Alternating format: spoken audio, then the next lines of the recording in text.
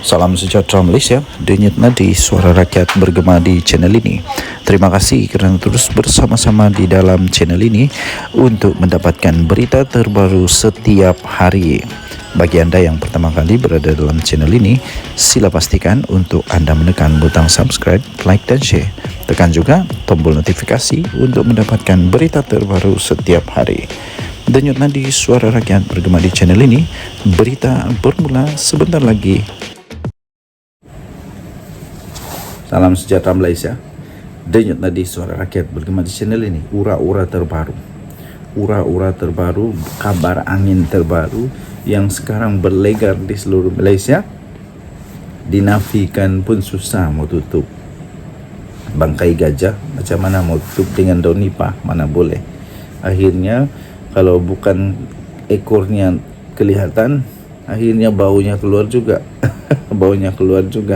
Akhirnya ketahuan dan kantoi juga, terciduk juga lama-lama.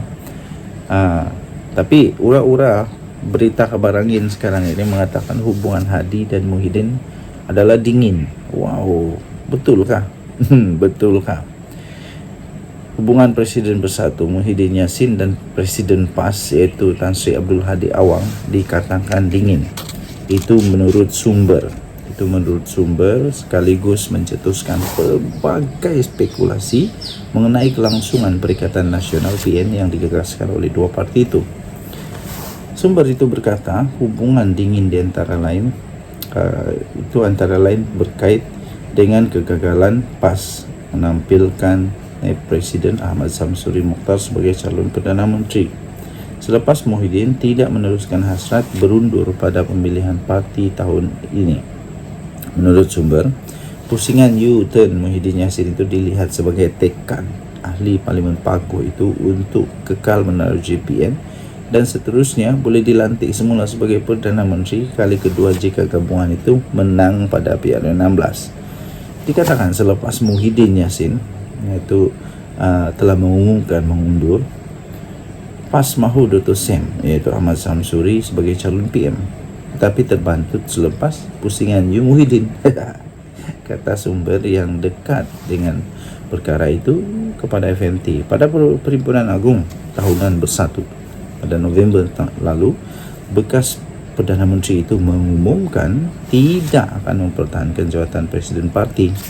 Tetapi mengejutkan sekali, tidak pun sampai 24 jam beliau telah mengubah pendirian semula selepas diyakinkan oleh istrinya iaitu Noraini Abdul Rahman untuk tidak mengecewakan ahli yang memerlukannya. Oh, hebat. Ini hebat drama. Sumber itu berkata Muhyiddin dan Hadi yang juga adalah timbalan pengurusi PN lama tidak kelihatan bersama di mana-mana majlis. Kali terakhir ia berlaku pada perasmian Muktamar PAS yang ke-69, itu pun pada Oktober yang lalu. Sudah lama rupanya Muhyiddin dan Hadi ini tak pernah dilihat bersama-sama seperti sebelum ini. Apa terjadi? Pada PRK Kemaman pada Disember lalu, Muhyiddin dan Hadi dijadualkan berkongsi pentas pada ceramah kempen Kemuncak, namun hanya kelibat Hadi Awang saja yang kelihatan, manakala Bersatu hanya diwakili oleh naib presidennya iaitu Razi Jidin. Muhyiddin bagaimana? Kenapa? Muhyiddin kemana dan kenapa? Mereka Muhyiddin Hadi telah lama tidak bertemu. Itu kata sumber berkiraan. Betulkah mereka lama sudah tidak bertemu? Tapi memang sudah lama tidak banyak cerita di antara dorong dua. Menurut satu lagi sumber rapat PN, Hadi juga sudah lama tidak lagi ke mesyuarat pimpinan PN. Sebaliknya diwakili timbalan Presiden Tuan Ibrahim Tuan Man. Walaupun ketidakhadiran Hadi itu tidak mengganggu perjalanan komponen PN, namun yang memberi mesej mengenai hubungan mereka, kata sumber itu.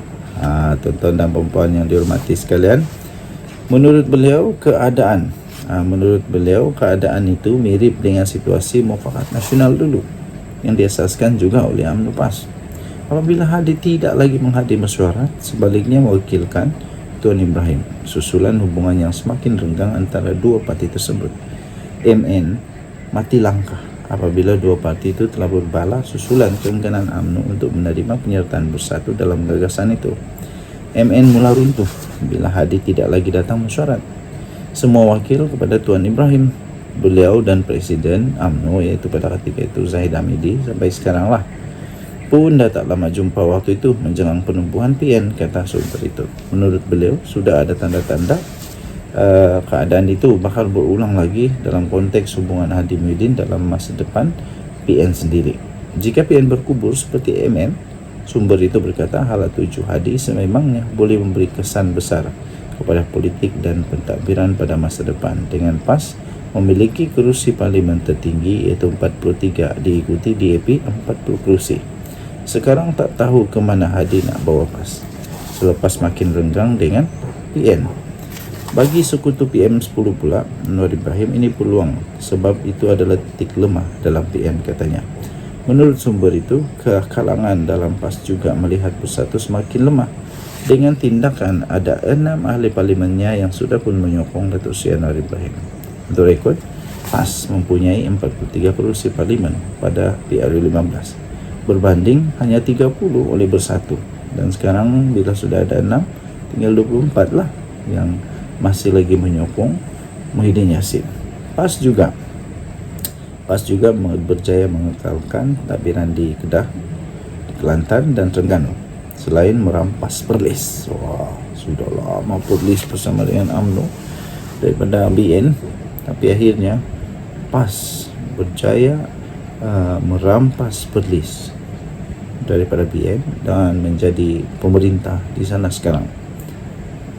Selain PAS dan Bersatu, PN turut dianggotai oleh gerakan yang gagal menang sebarang kerusi parlimen pada PR15, namun berjaya untuk mendapat 1 kerusi DUN di negeri Kedah pada PRN Ogos lalu. Wow, hebat juga, ada kemenangan. Sekurang-kurangnya ada kemenangan daripada Atok Muhyiddin, Atok Mahathir, 1 pun tidak. Semua hilang di proses. Kesian. Okey, jadi menurut apa yang saya nampak dalam analisis kepada artikel ini, memang ada merit di sana, ada merit. Boleh dibuat merit bahawa memang benda itu boleh berlaku. Perpecahan dalam Perikatan Nasional boleh berlaku pada bila-bila masa. Terlalu banyak sebab yang boleh menyebabkan benda itu memang boleh berlaku. Di antaranya ya mungkin kerana kegagalan Bersatu untuk menghalang ahli MP-nya untuk menyokong Datuk Seri Anwar Ibrahim yang boleh menyebabkan Hadi Awang kecewa. Kemudian satu lagi ialah apabila sekarang ini timbul pula kata berita angin yang sudah pun dinafikan bahawa kononnya ada 2 kem di dalam Bersatu yang tidak sehaluan. Jadi itu memang betul boleh menjadi sebab dan punca sekiranya memang benar Perikatan Nasional ada masalah, terutama apabila bos-bos ada masalah secara tidak langsung. Di bawah-bawahan pun ada masalah juga. Memang tak ikut-ikutlah.